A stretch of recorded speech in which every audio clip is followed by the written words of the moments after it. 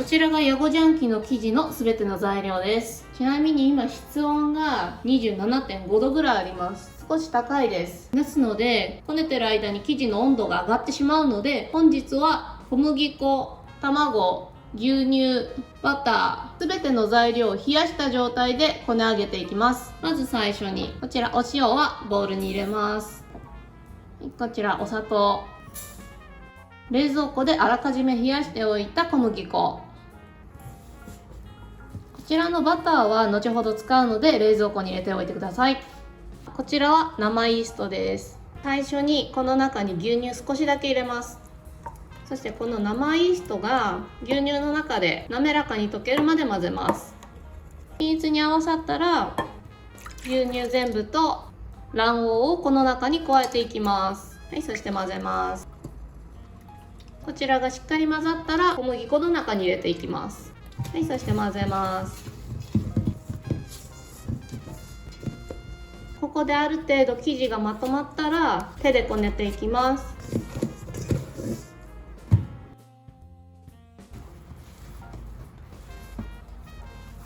この生地は卵、牛乳、バターとかなり副材料が多く含んだリッチな生地なので、バターを加える前にこの段階でしっかりグルテンを形成させてあげることがポイントです。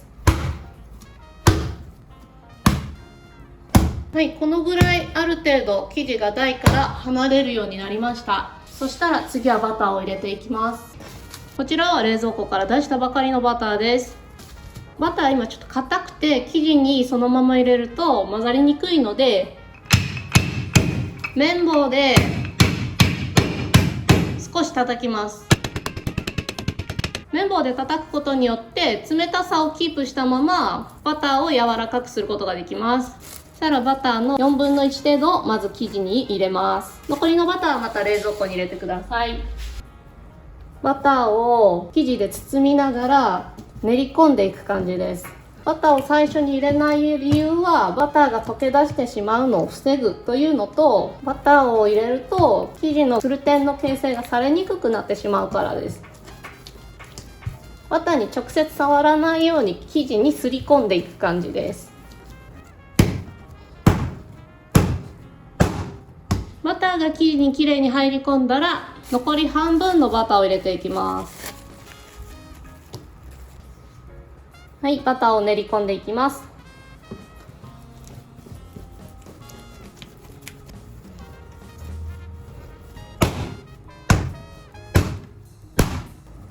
バターがまたしっかり入り込んだら残りのバターを全部入れます。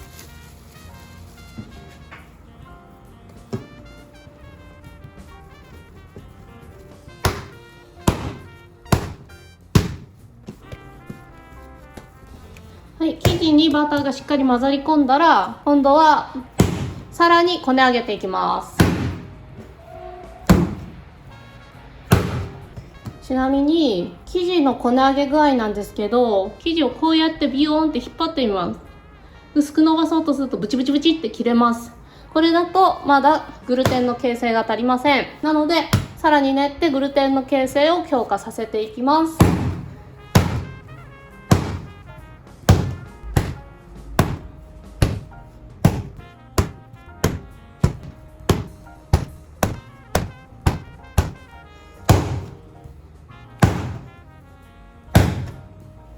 はい、こね始めたから15分ぐらい経ちました。生地を引っ張ってグルテンの形成具合を確かめてみます。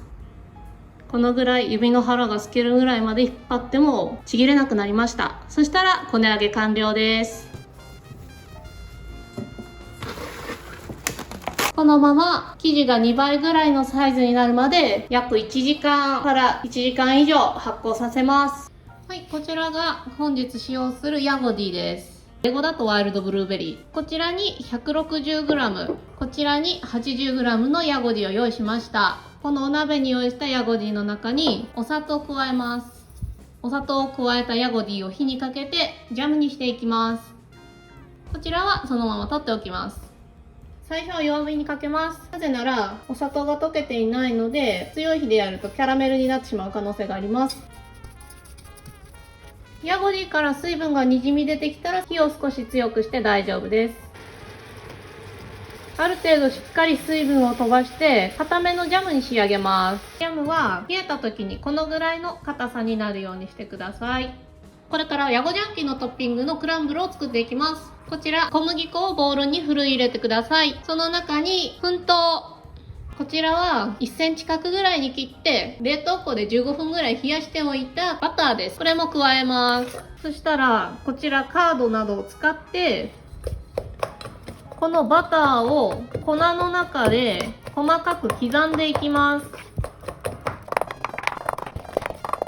バターがある程度細かく刻めました。そしたら今度は手を使ってこれらの材料をこうやってすり合わせていきます。決して練らないでください。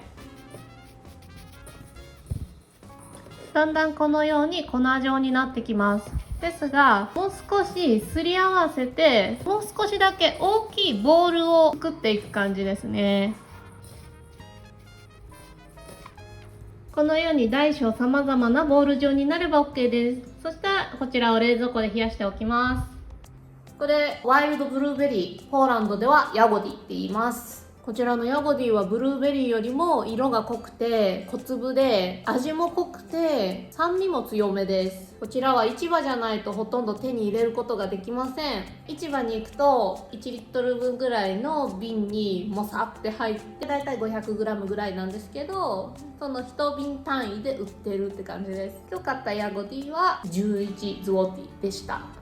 ヤゴジャンキーのレシピをいろいろ見てみると私は大きく3タイプに分かれてると思います。一つはヤゴディを包んでその表面にクランブルを乗せて焼いたもの、もう一つは同じくヤゴディを包んで焼いた後に表面にアイシングをかけて仕上げるもの、あともう一つは円盤状にクランブルを乗せて焼いたもの。そして私あんまりアイシングが好きじゃないんですね。そしてですね、結構レシピの中でヤゴディ 100g に対して砂糖をスプーン1杯ぐらいあえたぐらいのフィリングが多いんですけど、それだとはっきり言って大して甘くないんですよ。だから表面をアイシングでコーティングして、そのアイシングの甘さと一緒にお口の中で口内調理をして食べる感じなのかなと思うんですけど、アイシングを外して食べるとヤゴディが甘くなくてあんまり美味しくないんですよ。なので今回私はヤゴディの一部を甘く煮詰めて水分を飛ばしたジャムとお砂糖で和えただけの生のヤゴディを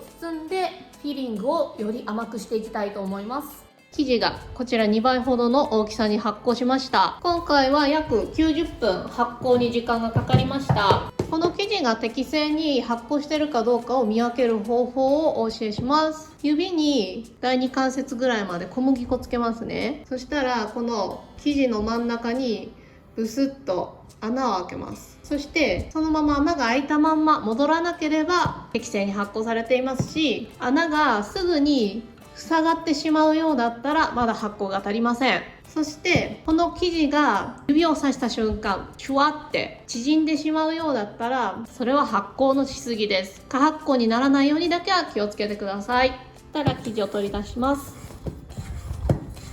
まずここでガス抜きをしてください。そしたら生地を8等分にしていきます。そしたら生地を丸めていきます。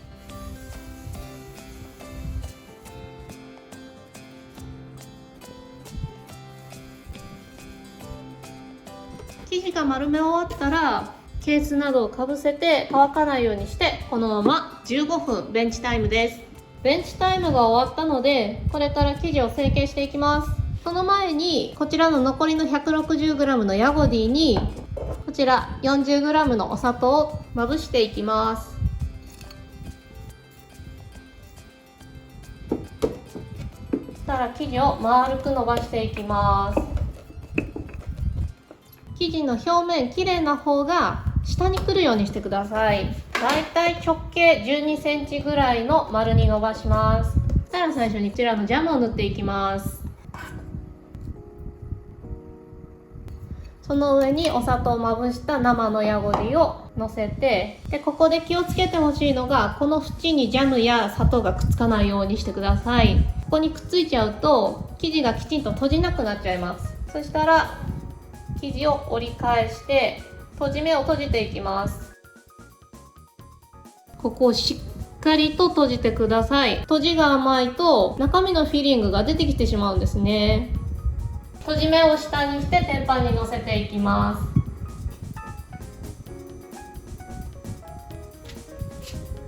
こちら包み終わった生地にこちら牛乳をまず塗ります。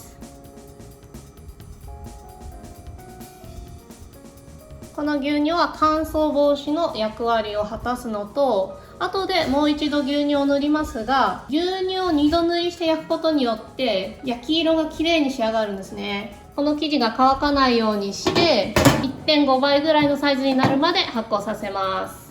では残りの4つは別の成形の仕方を紹介します。ちょっと一度丸め直します。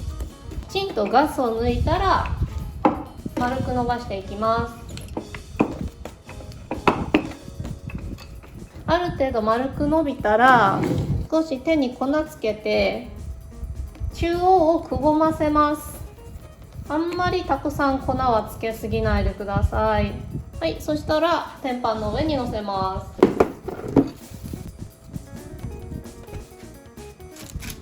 はい、このように成形できたら真ん中にジャムを置いて残りのヤゴディを散らしていきます。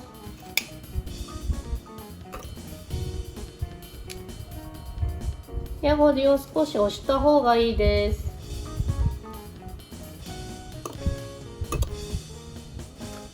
そしたらこちらも縁だけ牛乳をはけ塗りしていきます。乾かないように何か蓋をして 1.5 倍のサイズになるまで発酵させます。はい、生地の二次発酵が終わりました。そしたらもう一度牛乳を塗ります。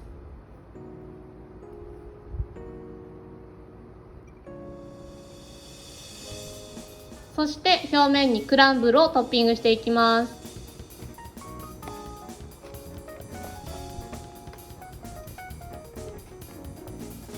オーブンで焼成していきます。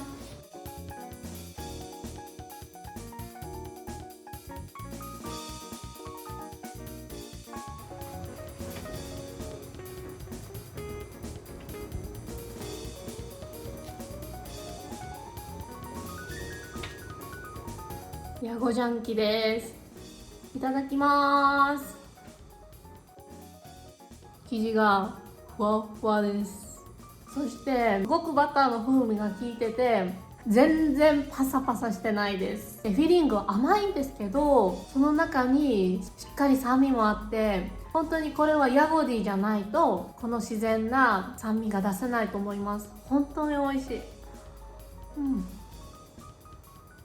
今日は2つのタイプの成形を紹介しました。こっちの包む方の成形は結構フィリングが流れ出しやすいので包むのが難しいです。なので包むのにちょっと自信ないなっていう人はこちらの丸い方の成形でやる方が失敗は少なくなると思うのでおすすめです。ポーランドはヨーロッパ有数のベリーの生産地なのでポーランドに住んでるからこういうのが食べられるのが嬉しいです。動画をご視聴くださりどうもありがとうございます。特にこの夏の時期だけに出しているお店もありますのでもしポーランドにいらしたらヤゴジャンキ探してみてください。この動画が良かったらいいねとチャンネル登録もお願いします。